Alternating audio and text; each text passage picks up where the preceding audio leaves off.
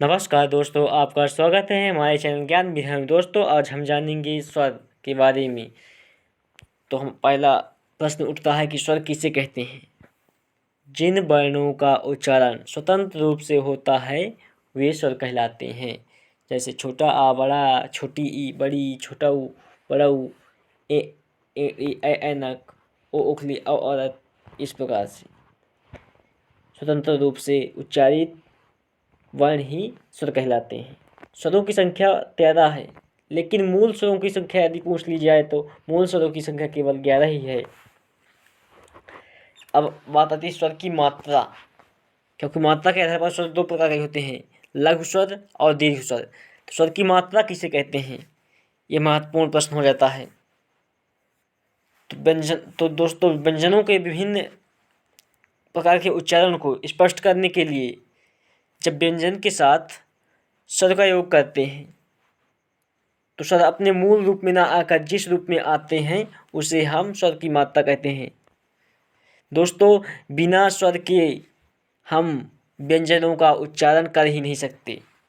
व्यंजन और स्वर में यही मूल अंतर है कि स्वर को हम बिना किसी अन्य व्यंजन के उच्चारित कर सकते हैं स्वतंत्र रूप से, लेकिन व्यंजन को हम स्वतंत्र रूप से उच्चारित नहीं किए जा सकते जब तक कि उसमें स्वर का संयोग ना किया जाए, योग न किया जाए। आइए हम जानते हैं स्वर के प्रकार। दोस्तों, स्वरों का वर्गीकरण मुख्यतः 4 प्रकार से किया जाता है: उत्पत्ति के आधार पर, उच्चारण के आधार पर, जीभ के प्रयोग के आधार पर और ओष्ठ होठों के स्थिति के आधार पर। उत्पत्ति के आधार पर स्वर 2 प्रकार के होते हैं, मूल स्वर और संध स्वर। उच्चारण के आधार पर 3 प्रकार के होते हैं, ह्रास स्वर, दीर्घ स्वर, प्लुप्त स्वर। जीभ के प्रयोग के आधार पर 3 प्रकार के स्वर होते हैं, अग्र स्वर, मध्य स्वर, पश्च स्वर। ओष्ठ की स्थिति के आधार पर 2 प्रकार के आवृतमुखी और वृत्तमुखी स्वर होते हैं।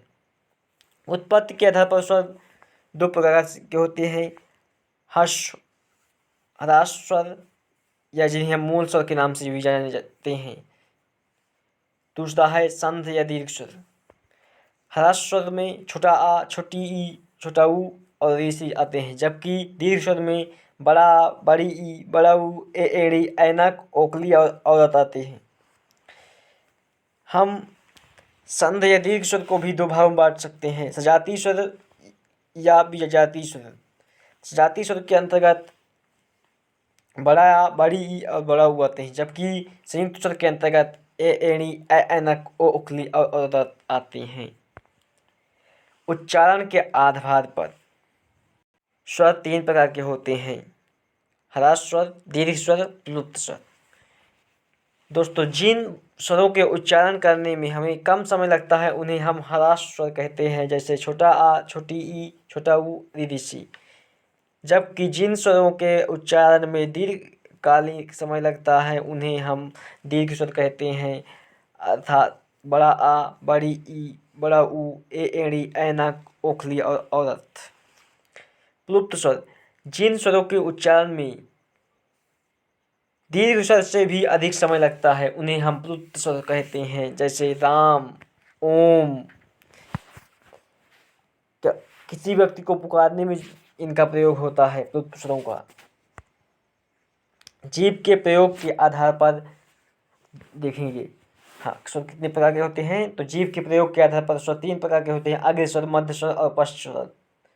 अग्र स्वर अर्थात जिन स्वरों के उच्चारण में जीभ का अगला भाग प्रयोग में लाया जाता है उन्हें अग्र स्वर कहते हैं, जैसे छोटी ई, बड़ी ई, ऋषि, एड़ी, ऐनक। मध्य स्वर, ऐसे स्वर जिनके उच्चारण करते समय जीभ का मध्य भाग प्रयोग में लाया जाता है उन्हें मध्य स्वर कहते हैं। यह केवल एक ही मध्य स्वर है, छोटा आ। पश्च स्वर, पश्च स्वर के अंतर्गत वे स्वर आते हैं जिनके उच्चारण करते समय हम जीभ का पश्च भाग प्रयोग करते हैं, जैसे बड़ा आ, छोटा ऊ, बड़ा ऊ, ओ, ओखली और औरत। ओष्ठ के प्रयोग के आधार पर, ओठों के प्रयोग के आधार दो प्रकार के स्वर होते हैं, आवृत्तिमुखी स्वर, वृत्तमुखी स्वर। दोस्तों, जिन स्वरों के उच्चारण में ओष्ठ का आकार हमारे ओंठों का आकार गोलाकार नहीं होता, उन्हें हम आवृत्तिमुखी स्वर कहते हैं। जैसे छोटा आ, बड़ा आ, छोटी ई, बड़ी ई, तीसरी सी, एड़ी, ऐनक। वृत्तमुखी स्वर वे स्वर कहलाते हैं जिनके उच्चारण करते समय हमारे होठों का आकार गोलाकार हो जाता है। जैसे उ, ऊ, ओ, औ। यहाँ छोटा ऊ, बड़ा ऊ, ओ, ओखली औरत, यहाँ और नहीं औ हुआ। धन्यवाद दोस्तों, हमारे चैनल ज्ञान वीडियो को लाइक शेयर और सब्सक्राइब करें।